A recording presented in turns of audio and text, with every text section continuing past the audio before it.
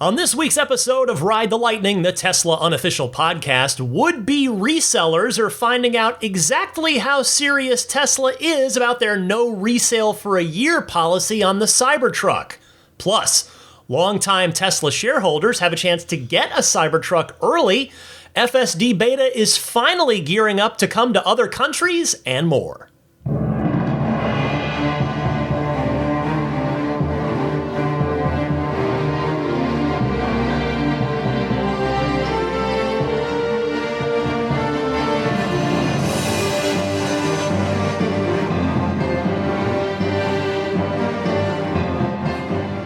What's happening, friends? I'm Ryan McCaffrey, joining you alongside a curled-up boxer ball over here, Daisy the Boxer. Welcome to episode 450 of Ride the Lightning, your weekly Tesla unofficial podcast. This one for March 17th, 2024. A nice little mini milestone this week, episode 450, which means every week since August of 2015, this podcast has been coming your way. You can go back and count them up if you like. I am so grateful to all of you for taking the time to listen to this podcast, whether you've been with me for the entire run of 450 episodes.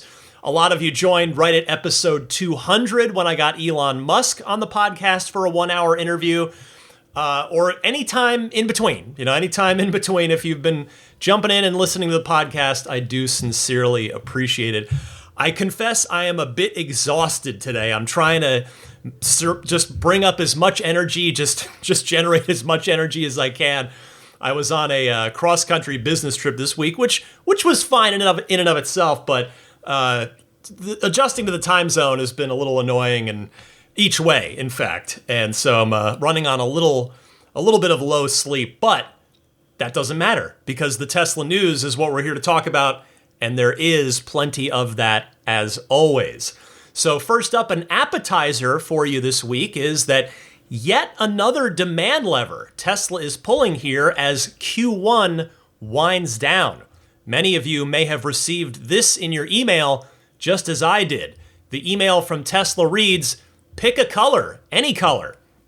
As a Tesla owner, you are eligible for our latest loyalty incentives when you take delivery of a qualifying Tesla by March 31st, 2024.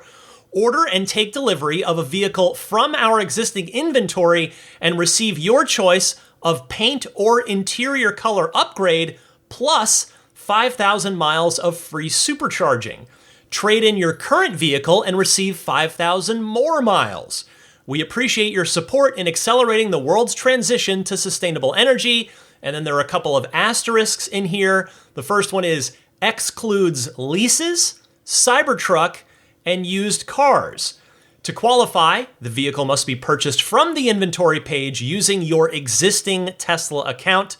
Tesla will waive the cost of either the paint or interior upgrade, whichever is less, from your final contract price prior to delivery if eligible.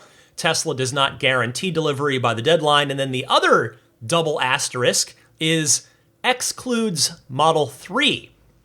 Well, the Cybertruck exclusion is obvious, right? That truck is only being sold in $100,000 and $120,000 variants right now. And then on the Model 3, since there probably aren't any new Model 3s in inventory at all, well, that exclusion is probably just a moot point, right? But the key part here, just to reiterate, is inventory. So this only applies to inventory vehicles, cars that are new but have been already purchased. No custom orders for this, which at this point in the quarter here, right near the end, is probably going to be the only way to reliably take delivery by the end of the quarter anyway, is to order an inventory car. So if you're looking to snag a Model Y, Model S, or Model X, you can get Ultra Red and save, well, $2,000 if it's a Model Y, or $2,500 if it's an S or an X. Now, in those two cases, you'd have to get the black interior, since the stipulation there was that they would deduct the lesser of the either the interior color or the paint option. But if you're looking for an ultra red black interior Y or S or X, you can get yourself a nice little discount there to get that beautiful color for free. Or, any of the other non-stealth gray colors too, of course. Next up this week, as we get warmed up on episode 450, Tesla CEO Elon Musk visited Giga Berlin this week after the eco-terrorist attack that shut down the plant for about a week. Now, while he was there, he addressed the employees and mentioned one thing that I think we all pretty well collectively already assumed was going to be the case, and one thing that I think is a bit of a new development. So, on the former front, Elon said that it would make sense to build the upcoming so-called, but not really, Model 2 there. And, well, again, I've already talked about this. It basically has to be built there in addition to being built at Giga Texas, Giga Mexico, and Giga Shanghai, since Tesla has indicated plans to build 3 to 5 million of that super affordable, maybe $25,000-ish car per year. And then secondly, Elon mentioned that it might make sense for the Tesla Semi to be built in Giga Berlin as well. That, to me, is the bigger surprise here, because the semi-truck, as we've seen, has been the slowest production ramp in Tesla's history. Now, granted, in fact, the original Tesla Roadster has been manufactured at a higher clip than the Tesla Semi has. I know I say that, I'm not trying to mock Tesla or make light of it, but it is kind of a funny thought, just again, not just an innocently so. But yes, the original Tesla Roadster had more cars made per year, even in the first year, than the Tesla Semi has so far. I mean, granted, the Tesla Semi is not a passenger vehicle, but the Semi has been officially in production for over a year now. In fact, a year and 4 months, over 4 months. And there are still only a low 3-figure number of them out there, all in PepsiCo's hands. They are sort of the paid beta tester here. And as I've said, I think back on the New Year's prediction show, I have to imagine that 2024, this is finally going to be the year that someone besides PepsiCo gets their Tesla Semi orders and production ramps up. One other little warm-up item that should make you feel good this week, if, like me, you're waiting for a Cybertruck. There is continued evidence that production is ramping up. Jeff Roberts, who is one of the folks who does frequent drone flyovers of Giga Texas, captured video of over 300 Cybertrucks sitting in the outbound lot at Giga Texas earlier this week, which is a new record. There have never been that many spotted sitting out there at once before. Now, I recognize that you might hear me say that and think, well, I should hope the production ramp is ramping up by now. It's been over 3 months. And you'd certainly be right to think that. But you all know me. I like to be optimistic about this stuff. So I'm taking the good sign out of this, and I look forward to more and more of you getting the Foundation Series truck that you're waiting for your VIN and waiting for your delivery of. And in turn, it gets the rest of us who are waiting for general production a step closer to us getting our trucks as well. Before I get rolling with this week's main stories, I hope all of you kindly supporting this podcast at that $10 per month tier or higher, which I call the ludicrous tier. All of the support tiers on my podcast on Patreon are named after Tesla acceleration modes. So I hope all of you at that ludicrous tier or higher enjoyed this week's lightning round mini episode, which I do every week on Patreon. There are 88 of them. This was number 88. And this one was about the 8 Tesla executive accounts that I think you should follow on X if you're an X user. The sort of genesis of this was something I've noticed and something a lot of you have noticed is that more and more Tesla executives have been posting and commenting more frequently on the social media platform that their boss, Elon Musk, owns. And I don't think that's a coincidence. I think that Tesla probably has made a decision that it would be good to have more of the leadership at the company comment more on the goings-on of the products and what's going on at the company, and not have it all be Elon Musk all the time. So I talked a bit about that, as well as 8 accounts of Tesla executives that I think are worth following. So as a reminder, anytime any of you are kind enough to join my Patreon at that $10 per month ludicrous tier or higher, you will get access to all of these lightning round mini episodes. There are, again, now 88 of them. You can find out more at my Patreon page, found at patreon.com/Tesla Podcast. Again, there's a 10% discount if you are so kind enough as to do the annual pledge. Just pledge once to support for an entire year. And then I also have the free 7-day trial on that $10 per month ludicrous tier as well. If you'd like to just sign up, see what it's like to be a backer, be a supporter of Ride the Lightning without having to actually set down any cash. All right, let's get going here with the main story this week. If you've been a long time, well, one of the main stories, there are 2. If you've been a long-time Tesla shareholder and you are itching to buy that Cybertruck Foundation series, but you, like me, don't have an early reservation, well, I've got good news for you. Tesla is now offering early Cybertruck delivery for long-term Tesla shareholders. There are some caveats here, some important details. So I'm going to read you those details straight from Tesla.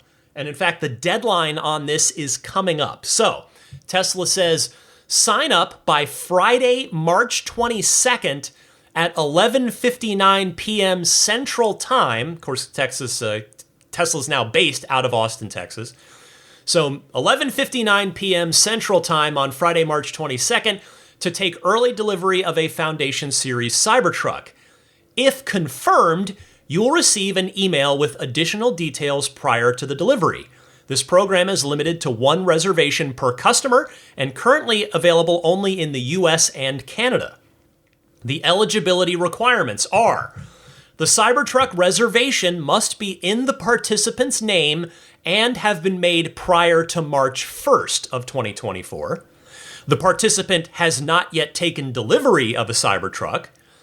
Each participant must provide brokerage statements showing that you owned Tesla shares on February 28th, 2021, and owned at least 500 Tesla shares on February 29th, 2024. The brokerage statements for February 29th, 2024 must show that you owned at least 50% of the Tesla shares that you owned on February 28th, 2021, and the brokerage statements providing shareholdings must clearly show first and last name, statement date, and Tesla shares. All other information may be redacted. Well, my first thought here was an admittedly pessimistic one that, when I thought more about it, I realized was probably not accurate at all. But that thought was, oh boy, is the take rate on the Foundation series even lower than Tesla expected? But then I remembered that, well, they've still barely made their way down the reservation list. So it's not like they're running out of potential Foundation series buyers, and thus, I don't think that original thought of mine really tracks. Maybe they're just trying to turn the big shareholders into Cybertruck evangelists, knowing that getting an early production Cybertruck is only going to make those people more likely to remain energized shareholders and perhaps even motivate them to buy more Tesla stock. So I think that's a reasonable hypothesis here. Then I arrived at the reasoning that I felt best about. And it's not that both of these things can't be true. They could both be true. But my second thought was this, or third thought, I guess I should say. Second, maybe valid thought. So the threshold here is fairly high, 500 shares, which is not a small number. But honestly, I just think this is a pretty cool way for Tesla to reward long-term shareholders who've believed in the company for a duration of time and obviously put that belief into the company in the form of their investment. So I hope some of you out there are able to take advantage of this. And in fact, when I first looked at it, I was like, I wonder if I could do this, even though I know I just can't afford the Foundation series. But I was like, wait, could I do this? And so I looked up my long-term holdings, which, as I've told you, I have just retirement shares. Nothing, I'm not doing any day trading. I've just added a few at dips here and there. And I come up a little short, not like painfully close. It wouldn't be so close that if I was wanting to pull the trigger that I'd be just heartbroken, but I came up 77 shares short. But, no big deal. Moot point, since I'm waiting for general production and the regular $80,000 price. But the last point I wanted to make on this is that those of you waiting for a Cybertruck living in Canada may have had your ears perk up when you heard the word Canada in there. So stay tuned for more on that in just a few minutes. But first, while this last story that I just read you was good news for Cybertruck-hungry long-term Tesla shareholders, there's bad news if you're someone who's managed to take delivery of a Foundation Series Cybertruck already and tried to flip your truck for a profit, as Teslarati reports via the Cybertruck Owners Club forum, that at least one Tesla Cybertruck owner has been banned from future orders over resale attempts. Thanks to Teslarati for writing this up, and their story reads as follows. It appears that Tesla is attempting to enforce its no-resale agreement on the Cybertruck, as one owner says they've been blacklisted from buying future vehicles from the company. In recent months, there has been much speculation as to whether Tesla can enforce its Cybertruck no-resale agreement, which asks early owners to avoid selling the limited quantity vehicle within the first year of ownership. Several Tesla Cybertrucks have been popping up for sale around the internet, and some have been debating whether or not the no-resale clauses were enforceable. However, in a post on the Cybertruck Owners Club forum, owner Malign Central, or maybe it's Malign Central, says that Tesla emailed them, canceling additional Cybertruck reservations and canceling future orders after the user posted the vehicle on multiple online sales platforms. Quote, moving forward, any future orders placed by you will be canceled without a refund of the $100 reservation or $250 order fee, as official notification has been provided to you regarding this matter, said Tesla in an email to that owner. Technically, the buyer says they haven't sold anything, though they listed the Cybertruck on multiple sites to, quote, feel it out. The user explains that they took delivery of one Cybertruck, had two more reserved, and Tesla went on to cancel the other reservations and refund them. The poster also says that they think they were found through a listing on Car Gurus, noting that they did share the VIN on the posts, and that they had it listed for $242,069. At the time of writing, there are 20 separate Cybertruck listings on Car Gurus, none of them matching Malign Central's description. Thank you to Teslarati. So, look, I'm not saying that this isn't a complicated issue, because it is. There's a good argument to be made either for or against Tesla's no resale policy on this. And I don't disagree one iota with the people who believe that once you've bought your truck, it's your property and you should be able to do whatever you want with it. But I also understand Tesla's side in trying to eliminate scalping. If, like me, you're a gamer, you're a video game player who tried to buy a PlayStation 5 or an Xbox Series X when those first came out in holiday of 2020, you know how maddeningly frustrating it can be to see scalpers buying them up and flipping them and just buying them up and resell just solely for profiteering purposes, not to enjoy, just solely as a money-making venture. So I think that's a reasonable comparison, although obviously it's the price involved is a few orders of magnitude higher than a video game console. But for me, in this particular story, based on the information we have from Tesla and from the banned user, when that banned Cybertruck owner in question says that they posted the listing to, quote, feel it out, I think that's kind of a ridiculous defense, honestly. I mean, it's like creating a profile on Tinder after you've just gotten married. Oh, I'm not cheating. I just want to see how interested people are in me. Like, come on. This person tested Tesla and the resale policy, the no resale policy that they agreed to when buying the truck. And, well, they found out that Tesla was serious about it. So in this particular case, I have to side with Tesla based on what they agreed to. Although, to be more constructive, I did see a really good suggestion in response to a post about this topic from our resident Tesla tipster, Sawyer Merritt. Now, the idea came from Scott Graham, who posted on X saying, Tesla should set aside some Cybertrucks for charity auction. The auction is simply to get one early, with all proceeds above the retail price going to some charitable cause. This would eliminate the resale issue, and most people would not mind a few rich people paying to, quote, skip the line if the proceeds went to charity.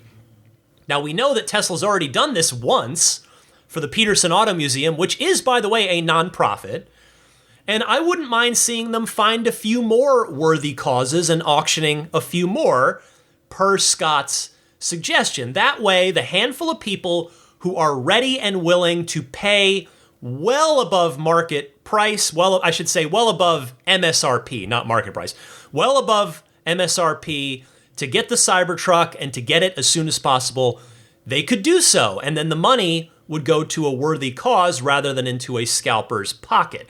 Now, it's not a perfect plan, certainly, because where do you draw the line on how many you put up for charity auctions? Just as one of several questions you could reasonably ask here.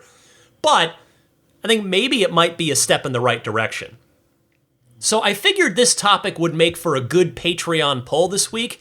And oh boy, I was right on this one. I don't always get it right. I think, what was it, 1 or 2 weeks ago, I had a Patreon poll that ended up kind of being poorly structured by me.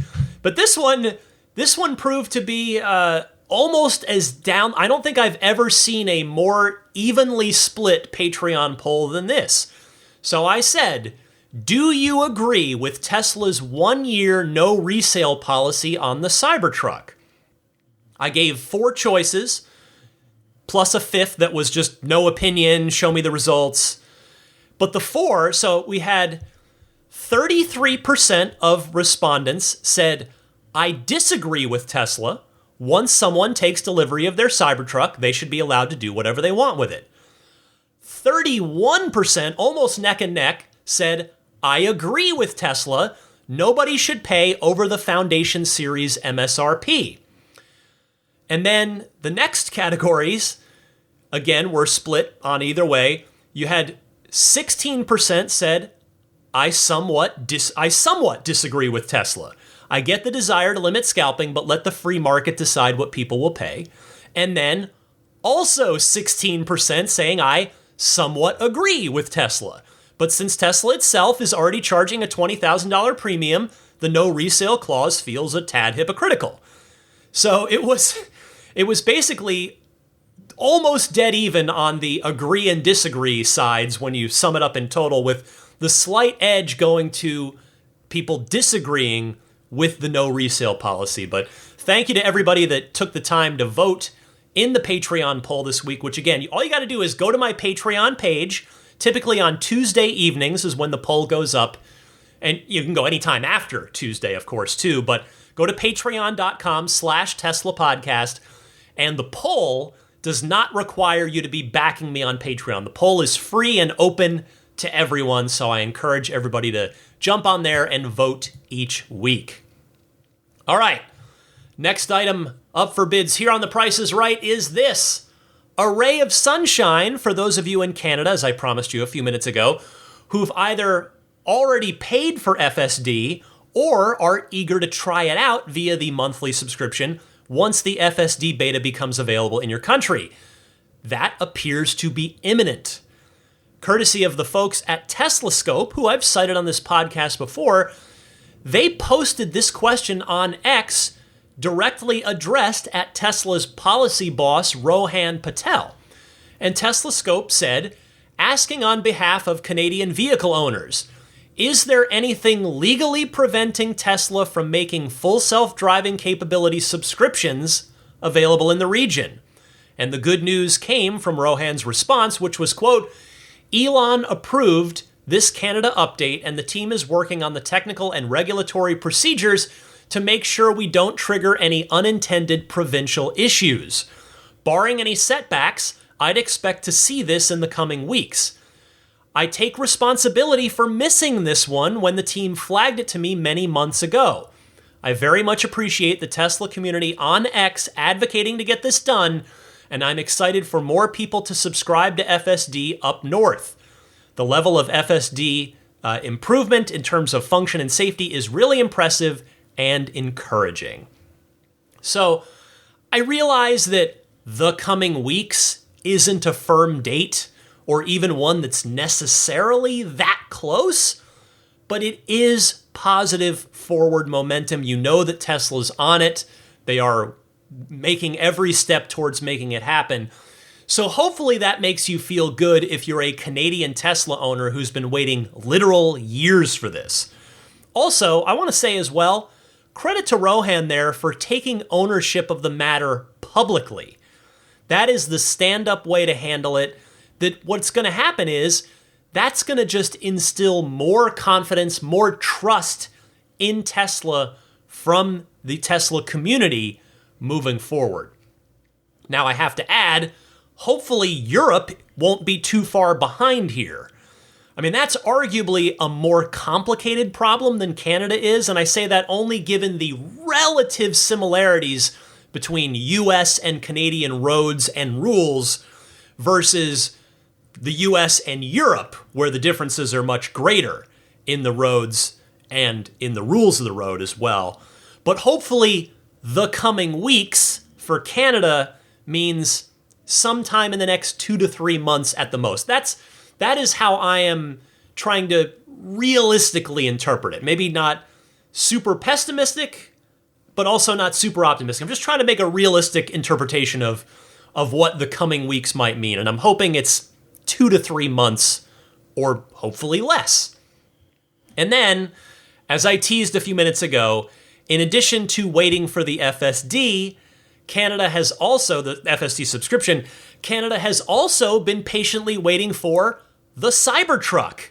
Well, I've got good news there too. In the same thread referenced above with Tesla's policy boss, Rohan Patel, he said this about the Cybertruck coming to Canada. Quote, Cybertruck team is going to make this happen and is working on the regulatory paperwork and submissions. Canadian authorities have been super reasonable, so I'm very optimistic. The Cybertruck is going to be a huge hit in Canada, as we can see from the wild amount of interest. Please be patient with us and know that the team is focused on getting this done.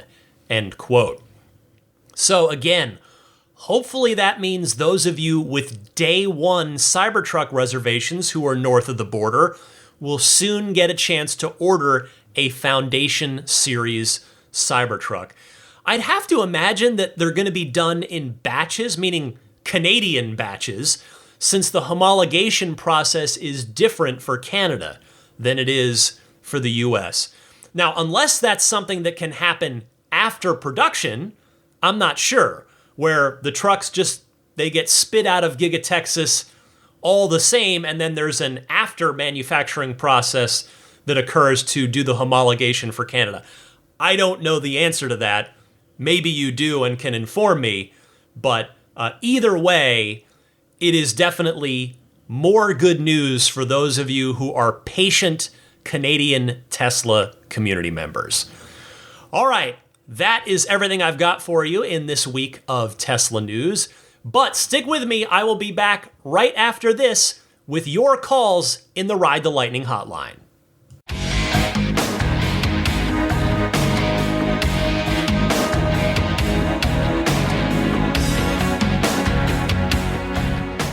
Just a friendly reminder that this week's Ride the Lightning is brought to you by my friends at AccelerateAuto.com, who offer their excellent XCare extended warranty coverage for your Tesla Model X. Well, and all the other ones. There were a lot of X's in there, and I just thought I'd throw one more in. But again, you might think, well, why do I need that now that Tesla offers their own extended warranty policy? And I'm glad you asked, because again, Tesla's policy, the big thing here, again, there's nothing wrong with Tesla's policy, but there's just no flexibility in it. It is a fixed 2-year, 25,000-mile coverage plan. That's it. And you have to book it, you have to buy it before your factory warranty is up. That is not the case with XCare. You can buy that anytime, even if your factory warranty has already expired. So the XCare plan can offer up to 10 years, up to 125,000 miles after your factory warranty is up. Again, I've got a 3-year, an extra 3 years, extra 40,000 miles of coverage on my XCare plan. If you want to go more than that, less than that, whatever you want to do, it's all good. And not only that, but XCare's plans match Tesla's plan, but also go above and beyond. So both Tesla and XCare have a $100 deductible on their extended warranty plan, and they both offer 24/7 roadside assistance. But XCare also offers rental reimbursement and trip interruption coverage, which Tesla does not. So, if all of that sounds of interest to you, and don't forget too, they now offer the battery and drivetrain policy as well that you can add on, or just do that. So either way, if you want to do the whole car, top to bottom, back to front, obviously other than things like tires and windshield wiper blades, things like that. But if you want to do the whole car, including the battery and drivetrain, you can do that. If you want to just do the battery and drivetrain, you can do that. So to find out more, go to their website. It's accelerateauto.com/xcare. That's XCELERATEAUTO.com/XCARE.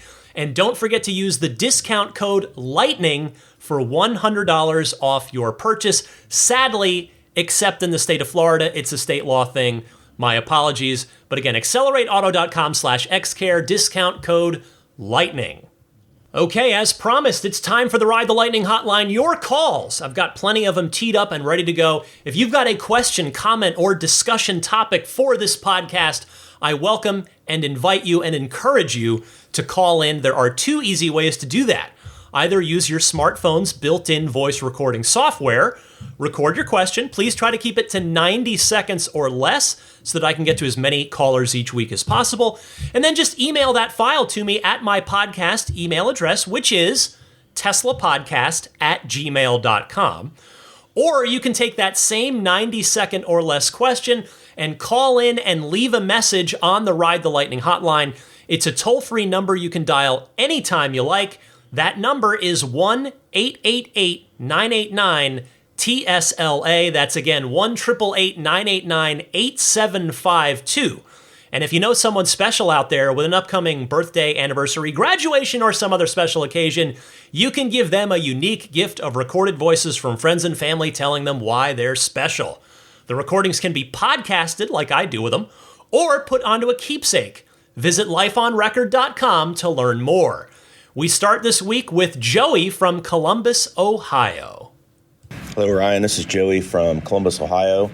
I was just pulling into work and was finishing an episode, as I always do, usually early in the week from your previous episode, and just wanted to comment on the one thing that you mentioned, that people don't tune in to the podcast to hear about you, but you have made it part of the podcast, and that's why a lot of us tune in, is because it's personal. So not only do we appreciate your Tesla knowledge, but we also appreciate, hearing a little bit about your life as well. On a side note, this weekend, my son and I had an opportunity to go to our local service center, and they had a Cybertruck. And wow, until I actually saw it, I had no idea what people were talking about, including you, about you have to wait until you see it in person. Not only did we get to see it, but they had the doors open, they let us sit in it, and no questions asked. Like, nobody even came up and, asked us. I mean, they asked us if we needed any help, but they didn't pressure you or anything like that. So that was really cool. So anyway, I just wanted to share that. And thank you again for the podcast. Look forward to it every week, and talk to you later. Joey, thank you for the kind words. It does genuinely make my day to hear support like that. And I'm so glad that you and your son got to behold the Cybertruck in person. Now you know what I mean when I said that pictures and videos just don't really do it justice. There's just something about it that doesn't come through on a 2D screen. Come to think of it, I suspect that's part, though maybe not all, of why you see such a disparity of comments about it in real life versus online, like what I talked about when I gave my Cybertruck review. I guess that was probably 4 shows back by now. As I said, it was almost universally positive in person when people had comments, as opposed to online where you go on different threads, different what have yous about the Cybertruck. You would think that almost nobody liked it. It's a weird phenomenon, but that's been my experience. I would be curious, by the way, Joey, to know how your son reacted to seeing it in person. Like, did he flip out, or had his young sponge-like brain that's still forming his idea of normal, is it just a normal thing for him since he doesn't have those decades of quote-unquote normal cars and the expectations of what a car, quote-unquote, normally is baked into his head like the rest of us do. Thank you so much for your call, Joey. Next up is Dave from Virginia. Hey, Dave Trumpel from Yorktown, Virginia calling. How are things going? I wanted to add something to the discussions on single pedal driving that you had with Robert from Texas on episode 447 2 weeks ago. One of the things that I like about single pedal driving is I make a game of it. And when I see a stoplight or a stop sign, I try and guess when I should take my foot off the pedal so my car stops right at the line. And I find that to be quite fun and enjoyable. So there's one thing to add to the mix. The other thing to add to the mix is that single pedal driving, when you're stopped, of course, and your foot's off the accelerator, the car is got its brakes on. The hold feature is on. And a possible negative of that, especially compared to cars that are stick shifts, where you're just sitting in neutral and get your foot off the brake, is if for some reason somebody comes screaming up behind you and rear ends you, less chance of whiplash with your foot off the brake. Here, the Tesla automatically puts on the brake, so I would be interested to see if there's some kind of functionality in Tesla that when you do get hit, it somehow releases that hold, or maybe that hold just isn't very strong. So 2 other things to consider there, Ryan. Have a great day, and I really do enjoy listening to your podcast. Bye-bye. Dave, I really appreciate the kind words, and I love the idea of gamifying the one-pedal driving. I have to imagine that you'd get pretty good at it after a while, right? I actually don't have my Model 3 set to one-pedal driving, and the reason, it's kind of a silly reason, because I like it out and about on the road, but the reason that I've tried it a couple of times and then I just turn it off is because my garage door opening is super narrow and it's kind of over a little incline. It's weird. Anyway, so the mirrors have to fold in and I have to be super careful. And when I'm wiggling my way in and out of my garage with the one pedal driving on, the car will just stop. And it just makes it extra annoying to move because the one pedal driving is bringing the car to a stop automatically. Whereas if I keep it in creep, which is what I have it on now, what I normally keep it on, it will roll a little bit, right? So it just makes it a lot easier to get in and out of the garage. So that's the silly reason that I don't have one pedal driving turned on. But that all that is to say, that's why I haven't really considered your idea before, and I love it. I love the idea of gamifying the one pedal driving, and I have to think that on familiar roads in particular, you'd really get it down to where you could you'd let off at it. You'd know exactly when to let off so that you came to a stop right at either the stop sign or the stop light, whatever the case may be. And it would definitely help making driving a Tesla, already a fun activity, I think we can all agree, even more enjoyable if you could gamify it somehow.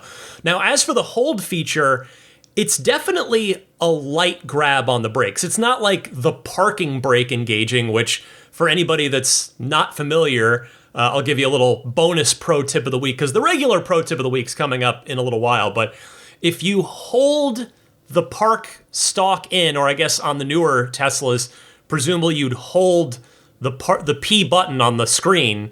But if you just hold that park in for a couple of seconds, a long press, it'll engage the physical parking brake, where it will hold the car more so in place. Anyway, with the hold feature, like I said, that's a light grab. So as soon as you give it a little tap on the accelerator pedal, it will release that hill hold. So I can't imagine the car would be really grabbing the brakes for dear life if you got rear-ended. That was the long-winded way I was trying to make that point there. So Dave, thanks again. Thanks for listening to the podcast. I appreciate you calling in. Next up, we're going to Jerry in Texas. Hey Ryan, this is Jerry from Coppell, Texas. How are you? How is everyone at House McCaffrey doing after Zelina is gone? Is Daisy okay?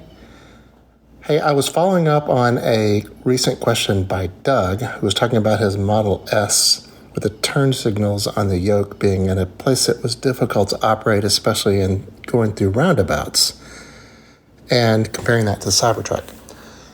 As a follow-up, the horn is located in an awkward place on the yoke of the Model S refresh, and I would say it's in the upper right hand, but towards the middle part above the top of the yoke, and definitely not in a place that I would ever reach in an emergency situation.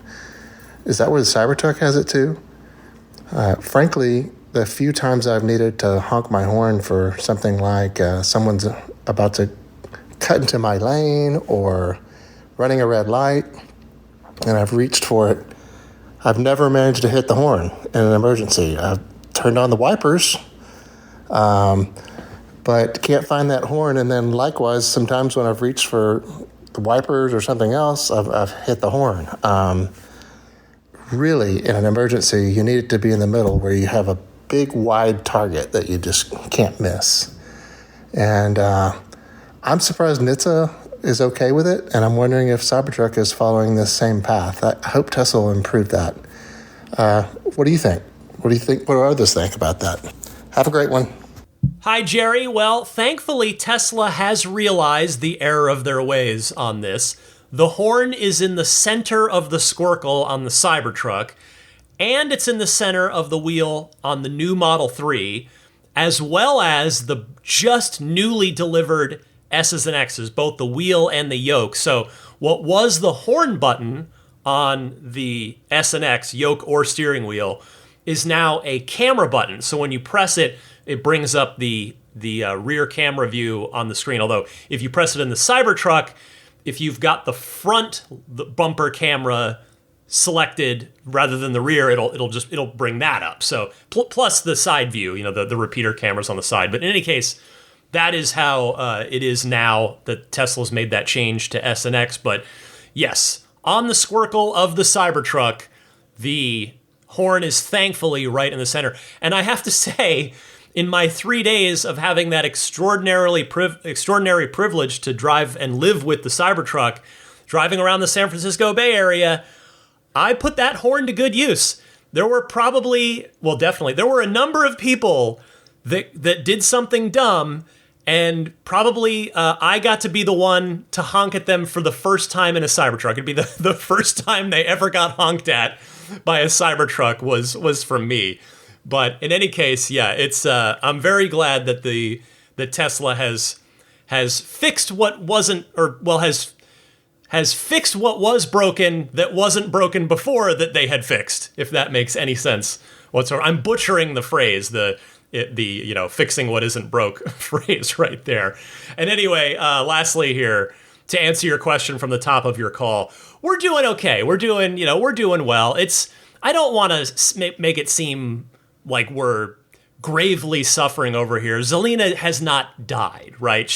We are missing her for sure, but we know she's at Canine Companions about 2 hours north of me right now. In fact, right now, she's probably either going, maybe he's just gone to bed or is getting ready to go to bed soon, but we're missing her for sure, but we know she's up there. She's leveling up her knowledge so that she can do what she was born to do, right? She was not born to be our dog. If it comes to be that that's the case, if she doesn't graduate as a service dog, we would lovingly welcome her back. But she was born to become a service dog for somebody who needs her so that that person can live a more independent life. That is the Canine Companions mission that we signed on for. And we want Zelina to hopefully fulfill that goal. So thank you for asking, Jerry, and thank you very much for your call. We go next to Sean from New York. Hi, Ryan. Sean Bloom from New York here. I had a quick question about preconditioning. Sometimes I don't have a chance to precondition my car before I leave because I have to quickly run out of the house and run an errand. Now in New York, it's already 30 degrees outside. Does this hurt the battery life of the car long term or just the current charge cycles, miles I could drive? Thank you. Hey, Sean, thank you for your call. The good news is that no, it doesn't harm your car at all. The preconditioning for the morning is primarily just to get the cabin comfortable for you. And preconditioning when you're en route to a supercharger is to get the battery to the optimal temperature so that it can charge at the absolute fastest rate possible so that you can then get on your way again as quickly as possible. You definitely do not have to worry about it at all. I hope that helps. Let's move along here. We got some more calls. Next up is John from Sacramento. Hey, Ryan. This is John from Sacramento. Hey, congratulations on having so many episodes and doing everything that you do for the Tesla community. I was very interested in your recent episode about the idea of other companies getting on board with the charging standard. I've had this idea for a long time about oil companies doing exactly that. So, for example, in a couple of years, I would find it completely normal to say things like, I'm just headed down to the Exxon, BP, Sunoco, Buc-ee's, insert your favorite local gasoline facility here. Like I said, I think that'll be normal in 2028, and I wouldn't be surprised to see the first ones from major oil companies appearing as soon as 2024, because otherwise they'll get left out of the game, and I really doubt that's going to happen. Last year, I drove a Model 3 from Sacramento to Atlanta with the then existing supercharger network to draw attention to the range anxiety thing. And at one stop in Brinkley, Arkansas, I saw a traditional mom and pop gas station with the convenience store stuff and all that, but also with 4 Tesla V3s in what used to be parking spots. I thought that was brilliant. I'm positive we'll see a lot more of that in the coming years. Again, thanks for all you do and have a great day. John, I appreciate the call and the kind words. I never really thought about it that way, but you're absolutely right. Within a few years, it'll be totally normal to pop into a gas station for a fast charge. And that mom and pop gas station that you encountered on your road trip, well, guess what? I'd say those are smart, forward-thinking business owners right there. They see the inevitable future heading their way, and they are proactively getting ahead of it. I love hearing about that. Thanks so much for your call. I've got time for one more call this week. It's from Peter in Western Wisconsin. Hey, Ryan. This is Peter from Western Wisconsin. I hope all is well. I have a couple questions about superchargers. First, I'm listening to the most recent Cybertruck related episode, and that got me thinking, what do a lot of people use pickup trucks for? To tow things, like a boat or a trailer. So if that's the case, most superchargers, you have to back your vehicle back into it, and so there's no room for trailers. So do you know what the plan is for making sure that there's enough superchargers out there where a trailer can be accommodated. My second question is, with you pretty much always updating us about new companies that have signed on to the NACS charging system, that kind of pretty much means that every car eventually, almost every electric vehicle, will be using one of those. And so that means Tesla should probably be building superchargers at a faster rate. Do you happen to know if all the companies that have signed on have, pledged a certain amount of money to help expand the supercharging network at a faster rate? I don't recall reading or hearing anything about that, but I would assume that could be almost like a franchise fee, so to speak, to join this system and therefore also pay to make sure that more get built. I don't know if that makes sense, but those are just my thoughts, and I hope all is well, and thank you for the podcast. Bye. Peter, you are most welcome for the podcast. First of all, the supercharging while towing issue has been a concern of the community for a while, and the good news is that there are more and more pull-through superchargers being built, and this just popped up today as I was recording. Soon, Tesla will make a software update that will actually tell you on your car's screen if a supercharger, if a station has pull-through chargers, and presumably it's going to identify which ones those are. At the very least, it's going to tell you that they're there, so you know, okay, yeah, let's go to this supercharger rather than the next one because this one's got pull-through chargers. So that is good news. And also good news, again, like I was saying, more and more are being built with pull-throughs. Is it enough? Definitely not. Is it going to be an issue for a while? Probably. Now, as to whether or not the other automakers, which is pretty much all of them at this point that have signed on to the NACS coalition, will financially help get more superchargers built, well, you're right that nothing has publicly been stated to that effect, but I can't imagine that Tesla is making this offer completely for free. Again, it is in the interests of their mission, right, of its accelerating the advent of sustainable transport, but it also behooves them to take the money that they'll make, probably, that I'm guessing they're going to be making from these other automakers and from, of course, people with other car brands plugging in and using the superchargers, and to invest that back into the supercharger network to further grow it for both Tesla owners and for all EVs. So I've got to be certain here, quite certain that Tesla's getting a cut of the money, if not most of it, when people with non-Teslas use those superchargers. So again, that in effect will help fund the new superchargers. Thanks again for your call, Peter. Thanks to everybody that kindly took the time to call in this week. If you would like to call in and have a chance to be featured here on Ride the Lightning, again, I welcome and encourage you to do so. There are the two easy ways that you can call in that I told you about at the top of this segment, so refer back to that, and I will look forward to more of your Ride the Lightning hotline phone calls next week. But in the meantime, there is more Ride the Lightning waiting for you right around the corner here. I'll be right back. Hi, this is Franz von Holzhausen, and you're listening to Ride the Lightning with Ryan McCaffrey, the Tesla unofficial podcast. Like I was saying at the very top of the podcast this week, I came back from a business trip that kept me away for most of the week, and I came back today and had a dentist appointment, and I went down to the garage, and I had a sparkling clean car. Thank you, past self, for washing the car last Sunday night. That I came down and was like, yes, the car's clean. And it was spectacularly summer-like out today. It was 70 degrees, which is a rarity here in San Francisco at any time of year, including the actual summer, but certainly a rarity here in March as well. So had a beautiful drive over to the dentist office and back, and now I've still got a nice clean car to enjoy for the weekend. So I'm looking forward to getting out and enjoying the spirit of adventure, which is what I've named my Model 3 this weekend. I've got an entertainment recommendation for you. You know, I always try to download shows on my iPad to take with me on the plane. And a show that I will recommend that I just binged the heck out of. I did the entire first season and the first couple episodes of the second between the flight there and the flight back on this business trip. The show is Reacher. and it's on Prime Video.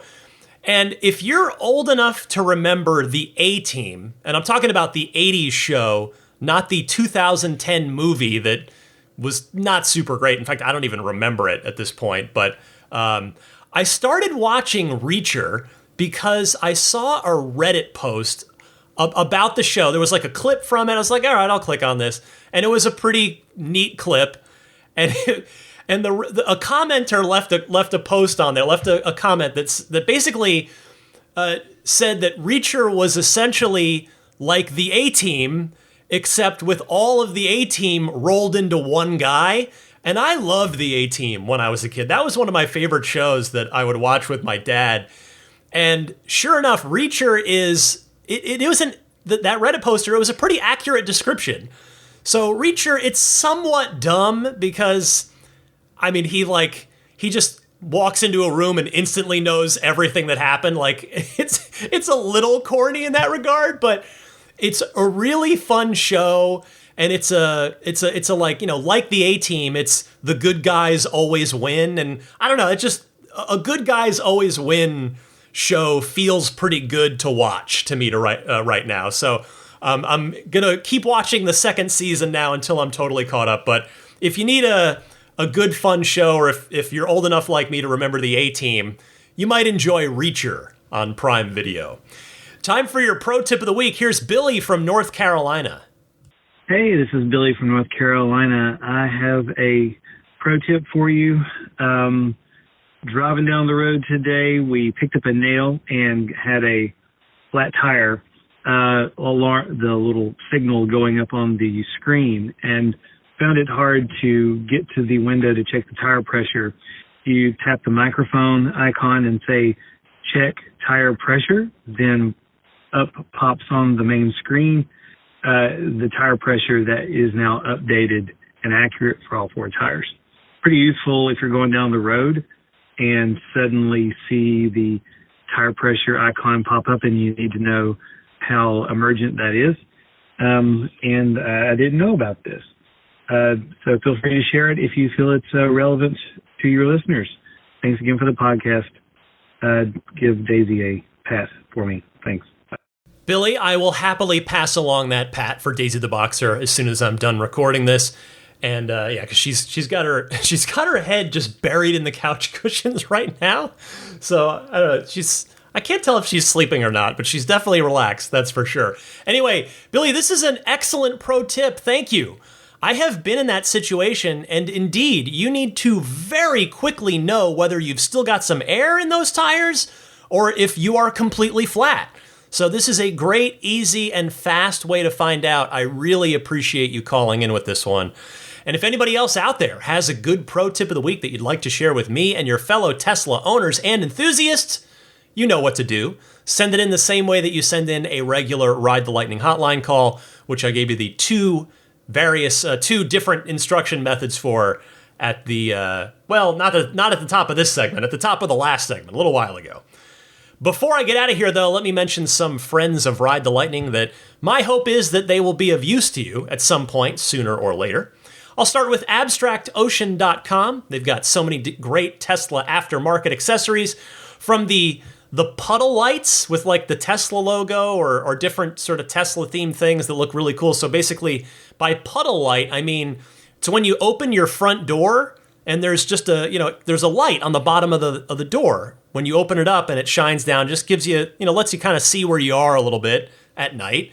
And you can change that out and put in, a custom one that will project a logo onto the ground. So that's definitely one of the cooler and more popular items that abstractocean.com has. Their probably most popular item, I guess, is the fourth generation tempered glass screen protector that I typically mention most weeks in this plug here, because I know it's super useful to people. There's also the rear footwell lighting kit and lots of other different interior lighting kits for the car as well. So whichever Tesla you have, SX3Y, Cybertruck, they've even got Rivian R1S and R1T accessories as well. Check them out, abstractocean.com, and use the coupon code RTL Podcast. That's all one word, no spaces, RTL Podcast at checkout to get 15% off of your first order. Next, the Snap Plate and the new Snap Plate Plus. You can get that for all 4 non-Cybertruck Teslas. I should just start calling them all 4 painted Teslas. That's probably the easier short form. All 4 painted Teslas, S3, X, and Y. It's at everyamp.com/RTL. And don't forget the coupon code RTL on top of that to get a nice little discount. Thank you to the Every Amp folks for offering that to the Ride the Lightning audience. This is the front license plate bracket that I recommend. It's nice, minimalist. It's not bulky. There's no big license plate frame around it. You can barely see anything. It's almost like the license plate's floating in front of your front fascia, your front bumper there. So check it out, everyamp.com/RTL. The regular one is designed to break away in a crash, but then the Snap Plate Plus is designed to be super strong. So whichever way you want to go with that, pick it up at everyamp.com/RTL, and don't forget the coupon code RTL. BudgetSafeSolar.com. As always, I kindly urge you to keep them on your short list if you're considering a solar panel installation for your home or business. I'm very happy with my Budget Safe solar installation. I'm past the 1-year mark now. In fact, it's been so nice. Let me see here. Everybody's house is a different size, so everybody's system is going to be a different size. But what did we do? I think it was it today or yesterday? Let's see. Did today, as I said, was like summer out there. Oh, yeah. Well, actually, no, we didn't do as much as yesterday, weirdly enough. 22.1 kilowatt hours yesterday, 21.9 today. Either way, that's more energy than we used today in the house. So that'll go back to the grid, get me some credits.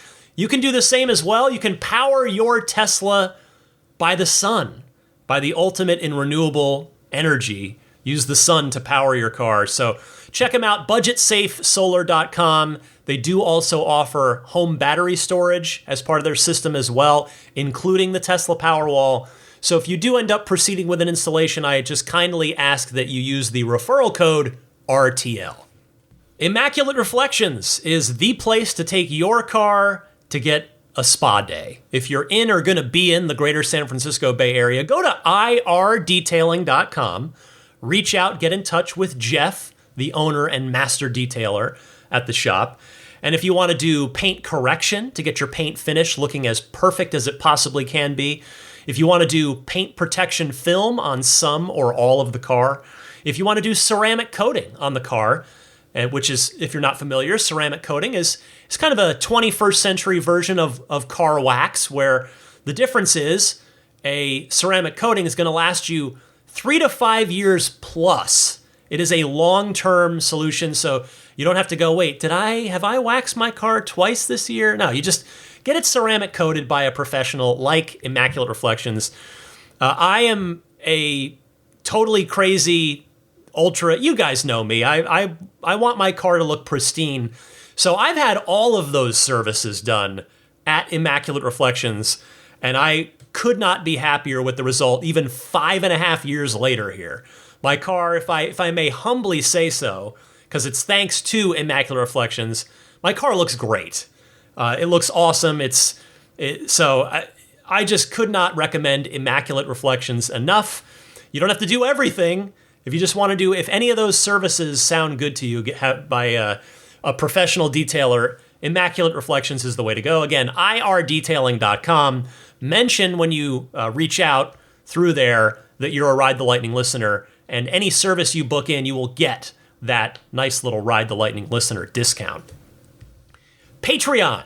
That, as I mentioned near the top of the podcast, is the primary way through which you can voluntarily choose to support me here with Ride the Lightning. This is a free podcast. It always has been, always will be, but I do rely on your generous support in order to keep this thing going, because it's not an insignificant thing every week. It's built into my week with my full-time job, with my family life as a husband and a father. So if you enjoy the podcast, you get a lot out of it. I hope that at some point, maybe it's today, maybe this is the time, but maybe today, maybe sometime down the road, you will consider a pledge. You can do that on my Patreon page located at patreon.com/Tesla podcast. The support tiers start at just $5 a month. That $5 a month will get you early access to each week's episode as a thank you from me to you. If you step up to that $10 per month tier, that's where you get the early access to each week's episode, and you get access to all of those weekly lightning round bonus mini episodes that I do on Patreon, and the support tiers go up from there. So again, head on over if you see it in your heart at some point to patreon.com/Tesla podcast. You can follow/subscribe to the podcast on any of the major podcast services. Most of you statistically get it on Apple Podcasts. Then I think it's Spotify is next. And then I guess YouTube and YouTube Podcasts is after that. Now, on YouTube, every podcast is there, but there's no video. So just as a fair warning, but if it's easier for you, preferable for you to just have a tab open on your desktop and listen to the podcast through YouTube that way, you can search for me. On any of these, search for me by typing in Ride the Lightning Tesla, and you should find me. You should find Ride the Lightning that way. If you need a referral code, if you're purchasing a new Tesla, mine is ts.la/Ryan73014. You type that into a web browser on your desktop or mobile, hit return. It'll take you to the Tesla.com Design Studio landing page. You can then purchase an inventory car. We mentioned the inventory perk at the top with the either the free paint color or the free interior color if you buy and take delivery of an inventory Tesla that's not a Model 3 between now and the end of this month, the end of Q1 here in March. But anyway, using the referral link will get you 3 free months of FSD. So be sure to use that if you don't already have a friend, coworker, or family member's referral code that you're going to use. Follow me on X. If you're interested, my username there is @DMC_Ryan. It's a lot of video game talk on there with some Tesla talk mixed in. My Instagram, on the other hand, is all Tesla all the time. I guess with the occasional dog or sneaker picture in there too. Now that I've just completely, I have to just throw my hands up and admit it. I'm a sneakerhead now. It's been building towards this for a while, but I officially have a problem now when it comes to sneakers. So anyway, my Instagram and X account have the same username on both. So if you'd like to follow me on either one, it's DMC_Ryan. And you can email me anytime. Again, I think I mentioned it earlier in the podcast, but you can email me teslapodcast@gmail.com. Before I go, I want to say hello and thank you to the Plaid, Maximum Plaid, and Roadster in Space tier backers.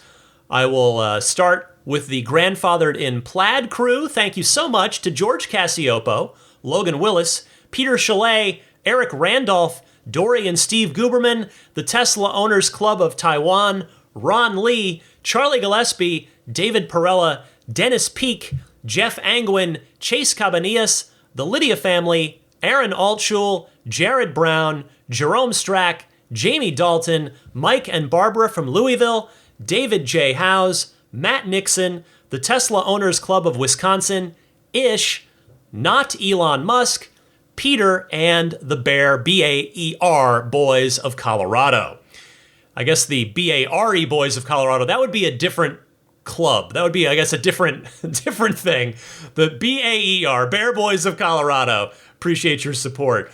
Thanks as well to the Maximum Plaid backers, Jonathan Wales, Cameron Clark, Daniel Grummer, Seth Capello, Nick and Tony, the Galpin family, Ryan from New York City, Darren Nickel, Kaz Barnes, Brett Libano, Patrick Wisniewski, Gil Cabrera, Mark Eversole, Todd Badger, Joe Edgel, Kevin Yank, the Tesla Owners Club of San Joaquin Valley, Michael Williams, Will Stedman, Derek Nesselrote, Justin Perez, Jeremy Harris, Chris Beach, Tom Mills, Corey O'Donnell, Aaron, John Cody, Joel Sapp, Paul Casarino, I started to get one name ahead there. Richard Corley, Chris Osborne, KB, Doug Carey, James Gregory, Adam Lavoie, ContactOneCallCenter.com, Jason Chalukas, Travis Krenzel, Bruce Otterstein, Tom Behan, Josh Pennington, Matt Kalin, John from Cream Ridge, New Jersey, Sean Tisdale, Dustin Hart, Michael Gallo, Derek Finley, and the newest Maximum Plaid backer, Charles Clement. Finally, the Roadster in Space tier backers. Huge thanks goes out to Pete White, Lyle Austin, Steve Radspinner, Fernando Cordero, Lawton from Chicago, Sean Neidig, Neil Weaver, Jackson Wallace, Rolf and Jennifer Evers, Howard Anthony Smith, Victoria Iacovetto, Tesla Hitchhiker 42, Kara Weston, Robert from near Philly, Kristen Rumble, American Home Contractors, and that's everybody. Thank you all so much for your Patreon support, no matter what tier you are kindly and generously backing me at. Before I go, I want to say happy electric motoring. I always say that. I want to say, what else? We've got, well, the end of the quarter's coming up, so that means we are 3 shows away from having the Q1 numbers. I've already said on the podcast, I'm a little worried about the numbers for Q1. As I was saying, I think last week I was talking about that. So we'll see. They've got a 2-week push left. They're doing this extra little demand lever here, this extra incentive with the paint colors in the inventory cars. So we'll see how it shakes out with Q1. But we know the long game with Tesla is all good. We all know that. The fudsters, the shorts, they don't. But we know that the long game on this company, that over the course of 2024 and into 2025, the Cybertruck's going to ramp up to a point where they're making 250,000 of those a year. The Model Y continues to dominate as the best-selling car in the world.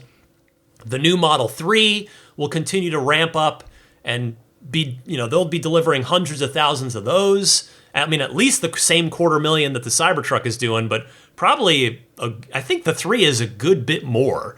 I want to say the 3, because they lump them together, right? The 3 and the Y. But I think the 3 is something like 4 or 450,000 a year between it's 2 factories that make the 3. So, it's all good. And the S and X are just such great cars, and their prices have come down where, those are good for 100,000 combined units a year. So we know the long game is great. Of course, Gen 3 car, the so-called $25,000 car, is a couple years out. And Optimus is looming out there as well. So there is plenty to be optimistic about, even if Q1 of 2024 doesn't end up being a great quarter. Those of you who are investors, not that you should take any investment advice from me at all, but it could be a situation where after the Q1 numbers come out, if the stock takes a dip, could be a good buying opportunity if you're, particularly if you're hanging on to those shares for the long term, for retirement like I am.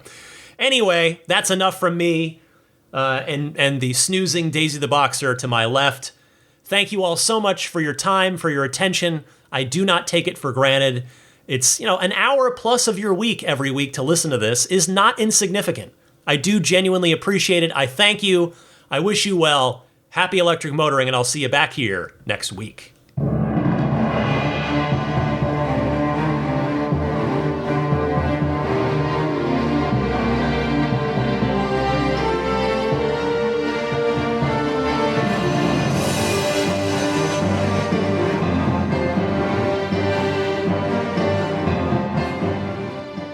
I think a Tesla is the most fun thing you could possibly buy ever. That's what it's meant to be. Our goal is to make it's not exactly a car. It's actually a thing to maximize enjoyment. It's maximum fun.